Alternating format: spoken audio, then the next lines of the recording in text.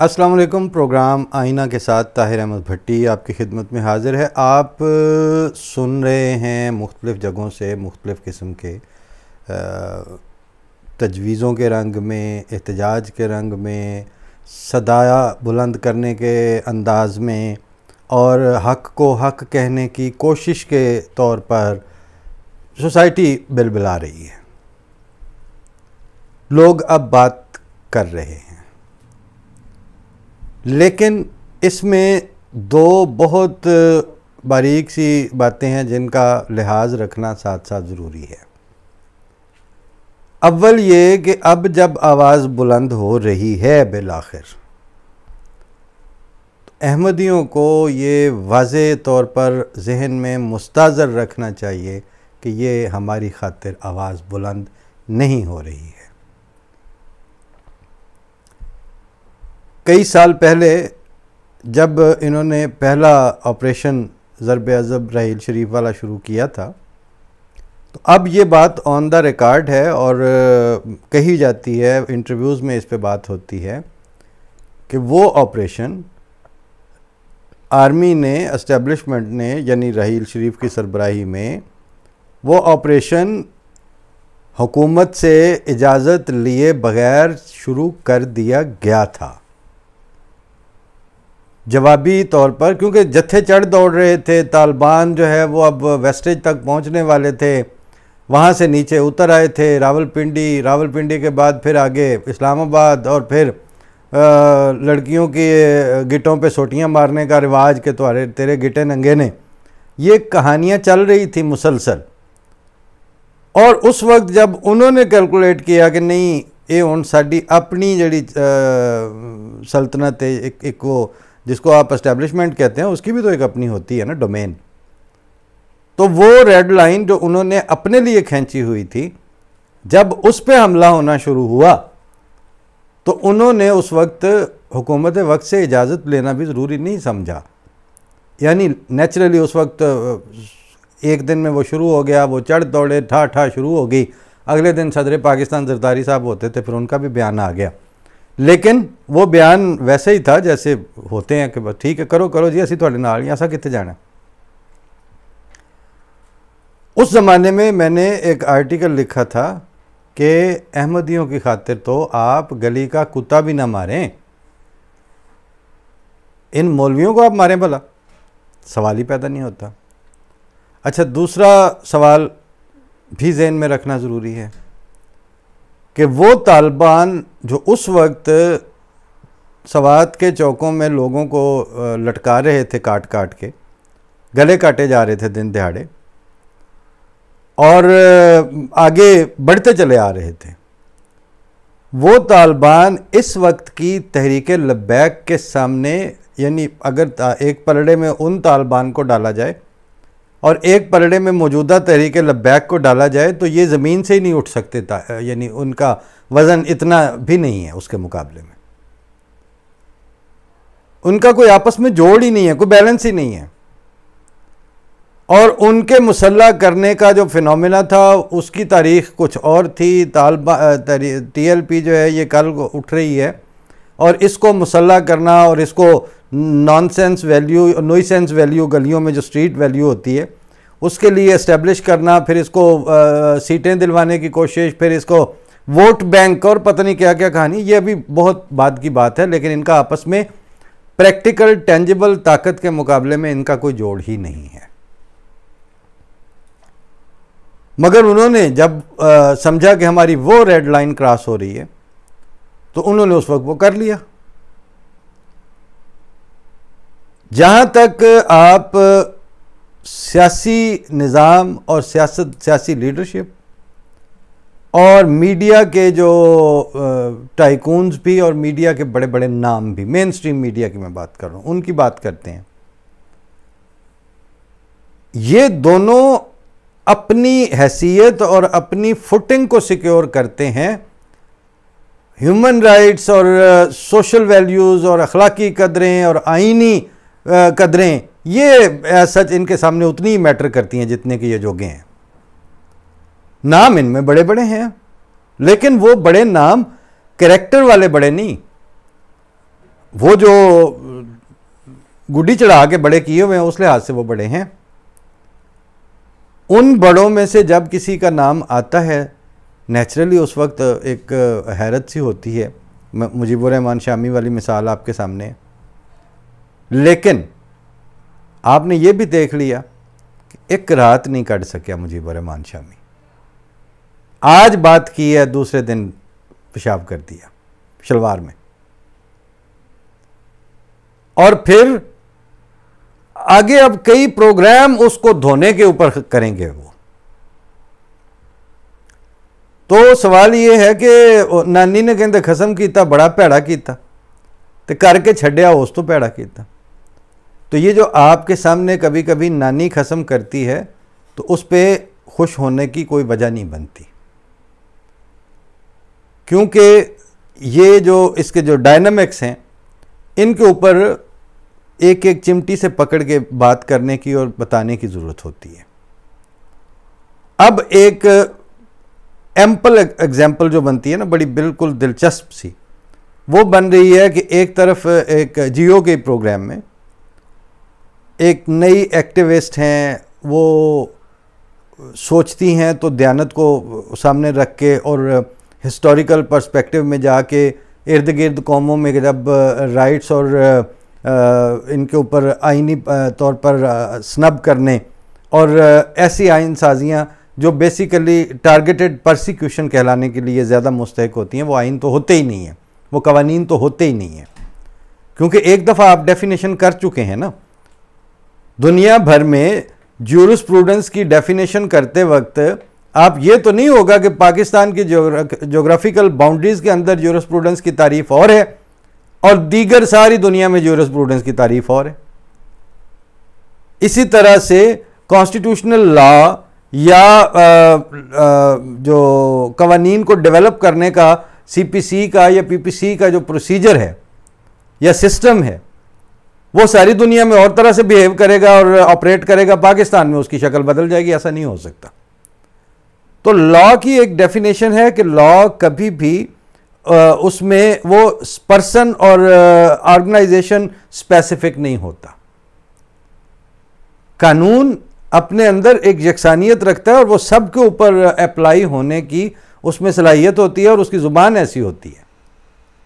जैसे मिसाल अक्सर दी जाती है कि 302 की जो ज़ेर दफ़ा 302, अगर 302 के कानून का इतलाक़ होगा तो वो किसी भी शख्स पर होगा, वो ये नहीं होगा कि एक्स या वाई या जेड करे तो उस पर होगा और ए बी सी पे नहीं होगा। तो जब आप किसी कानून का नाम ही ये रख लेते हैं कि एंटी अहमदिया, एंटी कादियानी, तो आपने उसकी रूह को मसख कर दिया, उसके बाद जो मर्जी करते फिरें, उसका नाम बहरहाल कानून नहीं रखा जा सकता। किस्सा मुख्तसर अभी एक हिस्सा तो ये बन रहा है ना कि आप नाम लेते चले जाएं, नाम रखते चले जाएं, लेकिन आप अब उनको अनडू करने या जो आपने गंद कर लिया हुआ है उस पर सवाल उठाने की बात करेंगे तो उस वक्त उसके लिए कौन सी ताकत चाहिए, किस तरह की सलाहियत चाहिए, कैसी आपकी फुटिंग होनी चाहिए, आपके अंदर सोशल और पॉलिटिकल दयानत का क्या लेवल होना चाहिए, इवन प्रोफेशनल इंटेग्रिटी आप में किस दर्जे की होनी चाहिए, ये सारी चीज़ें जब होंगी फिर ही कोई डिसीजन इस लेवल का लिया जा सकेगा, उससे पहले मुमकिन नहीं है। एम्पल एग्जाम्पल जब मैंने कहा कि ये जियो के प्रोग्राम में एक मारिया हैं, दूसरी तरफ सलीम साफ़ी हैं। अब सलीम साफ़ी भी जो है वो अब पैर उधर ही रख रहा है ना, मेन स्ट्रीम मीडिया के जो बड़े नाम होते हैं। इसी तरह से आप मुजीबुर रहमान शामी की बात करेंगे, इसी तरह से जो और इस तरह के नाम आएंगे जी, सीनियर सियासतदान, सीनियर तज्ज़ियाकार, सीनियर सहाफ़ी। तो वो जो सीनियर सहाफ़ी होते हैं उनकी ज़िंदगियाँ बहुत से कंप्रोमाइज़ करके, बहुत सी सीढ़ियों को इख्तियार करके कहीं पहुँचने में गुज़र चुकी होती हैं। उन्होंने जो भर पाया होता है, जो कमाया होता है, वो अपने ख़्याल में किसी नॉन इशू की खातिर उसको कैसे ज़ाया कर दें, और अहमदियों के इशू को नॉन इशू समझना, नॉन इशू करके पेंट करना और नॉन इशू करके ही उसका ज़िक्र करना, इस पे 50 साल गुजर गए हैं आपके सिस्टम को। इतनी जल्दी अचानक कहां से इंसानियत दर आएगी आप में? गैर इंसानी सतह पर तो आप उस दिन उतर गए थे, देन 74 ऑनवर्ड आप डाउन हिल जा रहे थे।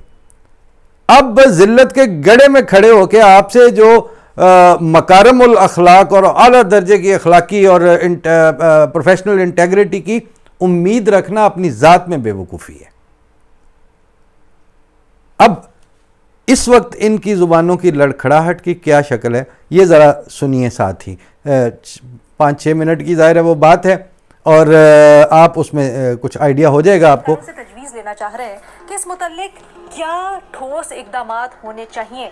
रीमा, आपकी मैं सबसे पहले राय जानना चाहूँगी। अलीना, मैं बहुत कम है ऐसा कहती हूँ कि मैं होपलेस हूँ, मुझे उम्मीद नहीं है, लेकिन ये एक ऐसा मामला है जिसपे आई हैव टू एडमिट, एक पर्सनल एडमिशन, कि मुझे नहीं नजर आता कि where is the light at the end of the tunnel. हम ज्यादा से ज्यादा इस मुल्क में यही बात कर सकते हैं कि चलें जो मॉब लिंच करते हैं वो ना करें, कानून जो है उसको फॉलो करें, ऐसे लोगों को सजाएं दें कानून ताकि वो हाथ में ना लें। लेकिन ये तो एक सिर्फ एस्पेक्ट है ना इस चीज का कि आप लॉ एंड ऑर्डर इशू के तहत इसे देखें और आप कहें नहीं रियासत जो है आप ब्लास्फेमी के केसेस लाएं, तौहीन मजहब के, रियासत जो है वो फैसला करेगी। इस हद तक ही हम जाते हैं ना, या हम कहते हैं कि ब्लास्फेमी के कवानीन के या तौहीन मजहब के कवानीन का मिसयूज होता है।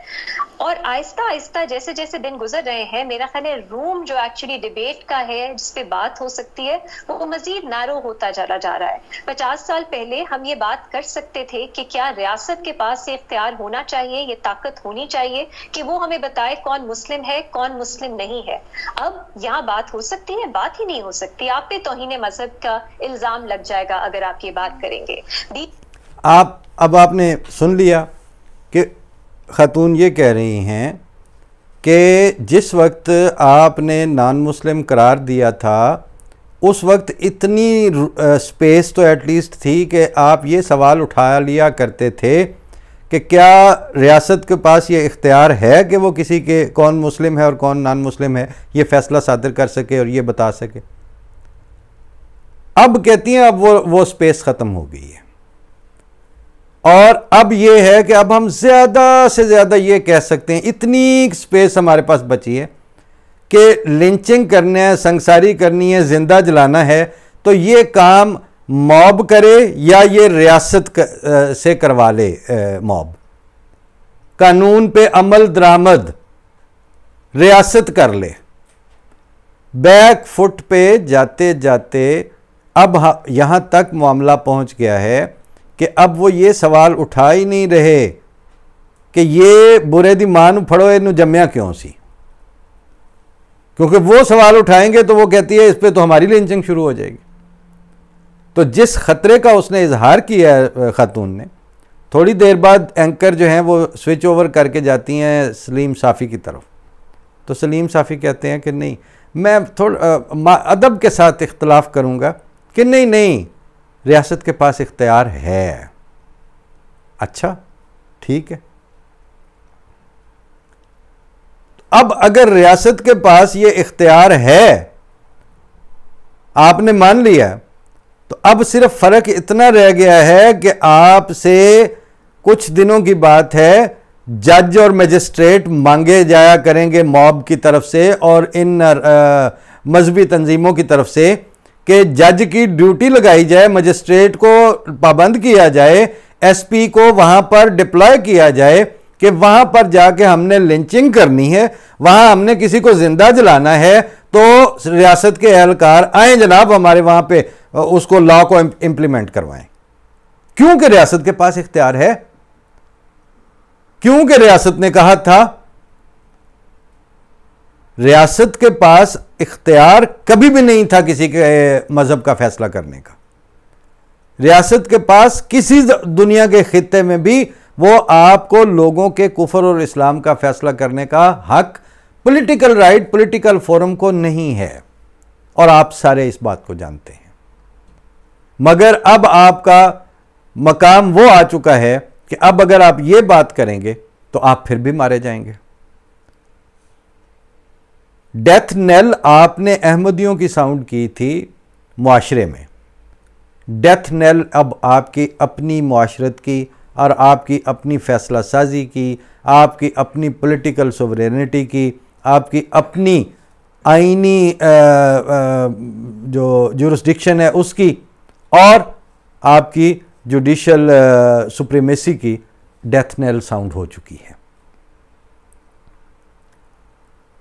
तो जो उस ज़माने में जब आपने ये फ़ैसला किया था, उस वक्त खलीफा सालिस थे मिर्ज़ा नासिर अहमद, जो उस वक्त इमाम जमात अहमदिया थे, तीसरे खलीफा। उन्होंने कहा था इसका जो नुकसान है वो हमें नहीं, इस सोसाइटी को पहुंचेगा। और उनके बाद जो चौथे खलीफा बने मिर्ज़ा ताहिर अहमद साहब, उन्होंने तो खुद भुट्टो को पर्सनली कहा कि तुमने जो ये हरकत की है, तो आपने क्या पाकिस्तान का सदर बनना है या ये बनना है? उनका मैं कुछ नहीं बनना, ये तुमने पाकिस्तान के आइन में वो सुराख कर लिया है जहाँ से मुल्ला दाखिल होगा और फिर वो अपनी जगह पर आप जो मर्जी कर लें। पुश्ते में सुराख हो गया ना। आपने जब दरिया के पुश्ते में सुराख किया है खुद, तो जहालत की यह सतह थी कि आप ये कहते थे कि ये हमने ड्रिल से सुराख किया है, इर्द गिर्द तो बड़ी मिट्टी और बड़े पत्थर हैं। लेकिन जो नेचर का फिनोमिना था वो ये है कि पुश्तों में जब सुराख किए जाते हैं तो वो उसके बाद मिलियामेट करके पूरी आबादियां जो हैं वो ज़ेर आब आ जाती हैं। अब आपने किया है अपने आइन में, अपनी सोशल बंदोबस्त में, आपने अपने इमरानी मुआहदे के पुश्ते में सुराख किया है। और किसके कहने पे किया है? जिसके मुंह को इंसानी हुकूक की पामाली का खून लगा हुआ है। किसके अच्छा, एक बरसबील तज़किरा ही मैं ये बात पूछ लूँ, हज़रत सल्लल्लाहु अलैहि वसल्लम से बड़ा इस्लाम तो कभी सामने नहीं आया किसी के दौर में भी। उससे ज़्यादा प्योर इस्लामी इंजंक्शन और प्योर इस्लामिक थॉट और इस्लामिक वैल्यूज़ और शरीयत की मोहब्बत और शरीयत के इम्प्लीमेंट होने की बेहतरीन दौर का तसव्वुर ही नहीं किया जा सकता रसूलुल्लाह सल्लल्लाहु अलैहि वसल्लम की अपने अहद के अलावा।